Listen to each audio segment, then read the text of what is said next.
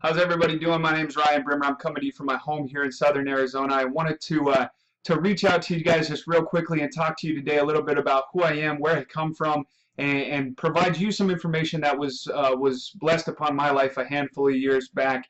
I grew up in a small town in Wyoming. I spent the better part of 18 years there. Spent the better part of the first decade of my professional career, right, with the United States Air Force, traveling around the world. I settled here in Southern Arizona where I met my wife, and we had our two sons. And about my mid 20s, I reached an impasse. I started realizing that there was too much month at the end of the money, that I was just in an insufferable debt that I couldn't get out of, and it was really because I was just robbing Peter to pay Paul. I would use credit cards to pay off bills, and it was just a secular cycle, and I just was living outside my means, and I couldn't understand this spiral that I had gotten myself into. And I went to school, like I said, I went to school, got good grades, got a good job, and when I left grad school in my mid-20s, I left with about $120,000 in student loan debt. And so I thought the more educated I was going to be, the more money I was going to make, right? And that was going to help me out with all these bill problems that I had. When I left school, I was really looking at a student loan payment that was more than my mortgage payment, and to me things just weren't adding up, right? So yeah, my finances were out of control, but I really needed to understand why was why was it why did it get there? And many times I would be given the answer, well, you just need to live inside your means. But at the end of the day, living inside my means was really just putting a band-aid over the solution. I really needed to find a solution to the problem, so I started searching for answers. And I realized that my search kind of led me to an introduction with an individual who was making more in a month than my parents combined were making in a year. This individual grew up on government programs. He was taking baths in the school because he was homeless throughout high school, and for him to come from where he was at and really just surpass all of that and make the kind of income he was making was astounding to me. But even more so than it was astounding was the fact that he was still able to have the quality of life, which was really what attracted to me to his story, was the fact that he was still able to be there for the precious moments and travel the world with his family and be there every single day for his sons and coach his son's football team.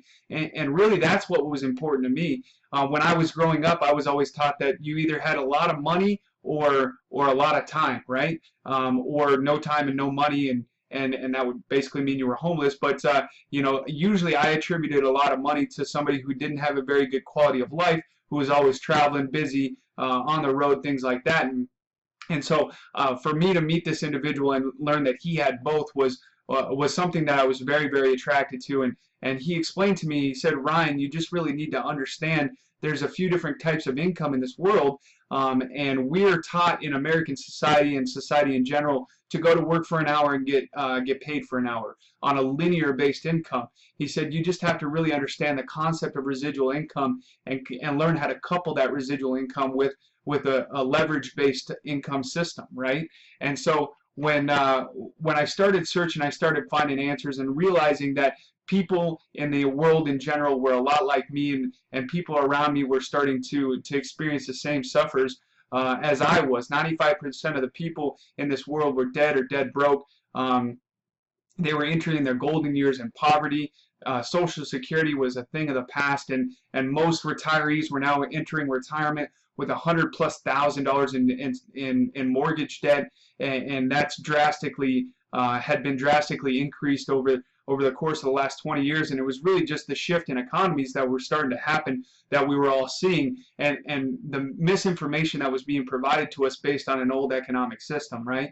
And so now we're looking at even more realities that people are stressed out over bills. The leading cause of stress in a relationship is money, right?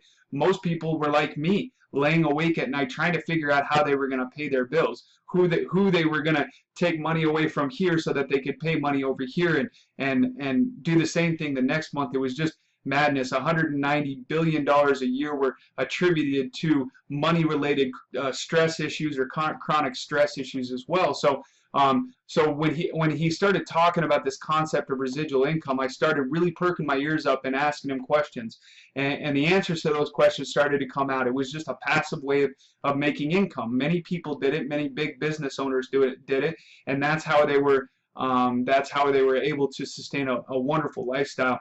And residual income is just your ability to do work once and continue to get paid over it over a course of time, right?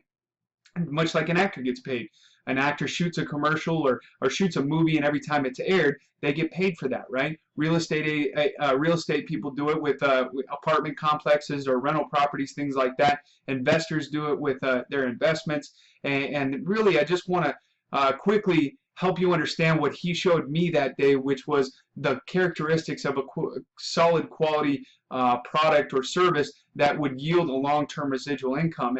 And the first one is obviously exceptional quality.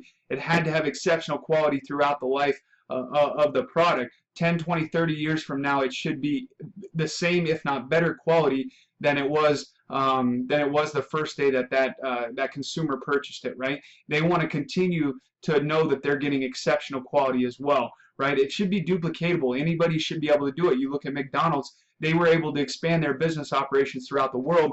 French fry machine on the left, McFlurry machine on the right, and the hamburger chute in the middle, and they were able to duplicate that system throughout the world. So it provided them that income over the long period of time, right? People should enjoy using it. People should enjoy consuming your product or your service and be happy to pay the money that they're paying for it. And lastly, of course, it should be an unconscious buying habit. People should be able to purchase that every single month or every single week without even a second thought, right? McDonald's a great example. People get hungry. What do they want to do? They want to eat. That's what they want to do. If there's a McDonald's available, they're obviously going to take that. And so that was really the power of residual income. Now, if you couple that and really put that into perspective with some different numbers, it was astounding to me that you would have to have $120,000 in a savings account yielding a 5% interest rate to make you a $500 a month residual income. So what this chart meant to me was that the average American like you and I were not going to be able to touch residual income.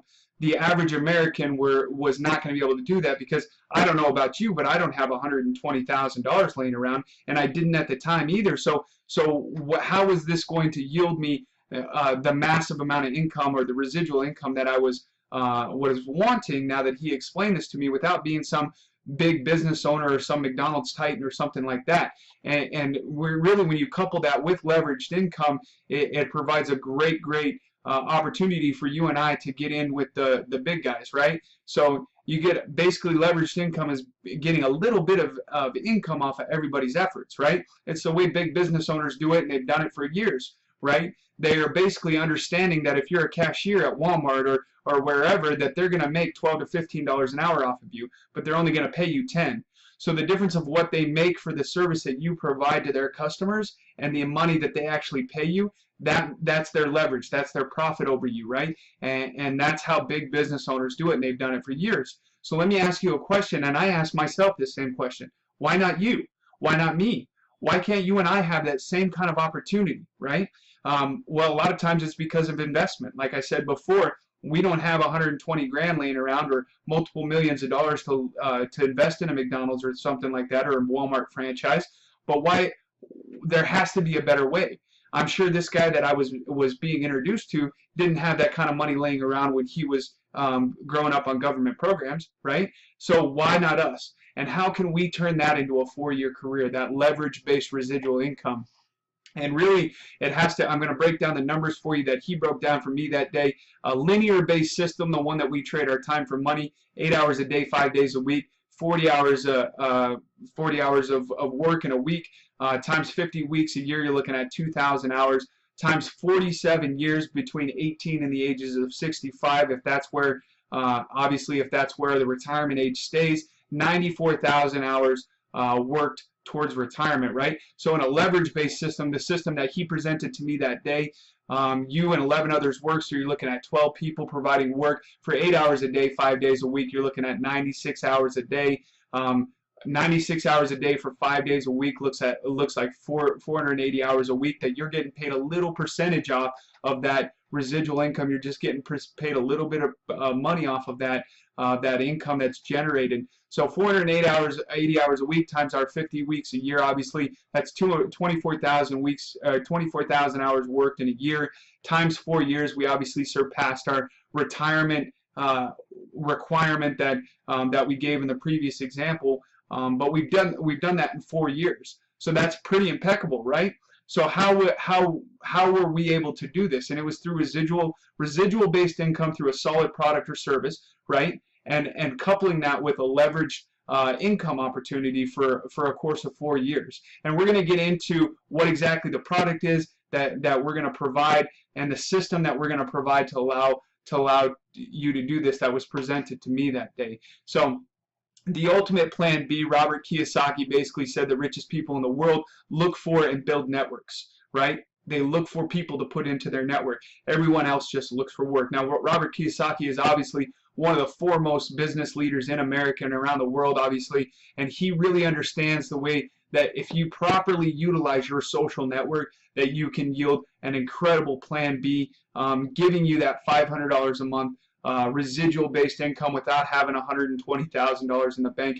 And we're going to kind of break that down, the product, the service, the system. We're going to break that all down for you in the next couple of videos. You just have to put your information in below, hit the show me how button, and we're going to break all that down for you. And we're going to really let you know how to capitalize on this, just as I did, just as my mentor did. And without any further ado, we'll see you in the next couple videos.